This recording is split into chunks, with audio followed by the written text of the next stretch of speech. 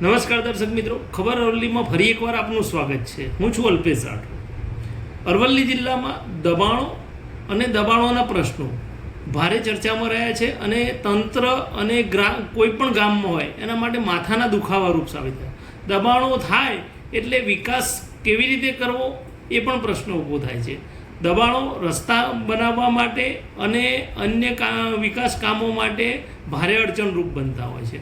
પરંતુ જો તંત્ર અને ગામની પ્રબળ ઈચ્છા હોય, તંત્રની પ્રબળ ઈચ્છા હોય તો આવા દબાણો દૂર પણ થતા હોય છે. એવા જ દબાણો દૂર કરવાની એક કાર્યવાહી અરવલ્લી જિલ્લાના મેઘરજ તાલુકાના ઇપલોડા ગામમાં જોવા મળી હતી. વર્ષોથી દબાણોનો પ્રશ્નનો સામનો રહેલું ઇપલોડા પાકા રસ્તાના સુવિધાઓથી વંચિત રહ્યું હતું. વારંવાર આ દબાણો દૂર કરવાનો પ્રયાસ કરવા છતાં કોઈ પણ રીતે આ દબાણો દૂર કરી શકાતા ન હતા.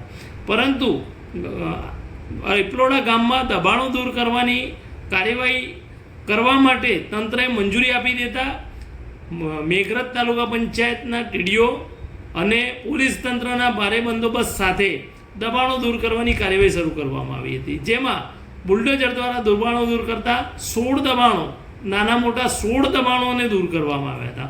સાથે સાથે એક દબાણ જે વર્ષોથી માથાના દુખાવા રૂપ સાબિત થયું હતું એને પણ દૂર કરવામાં આવ્યું હતું.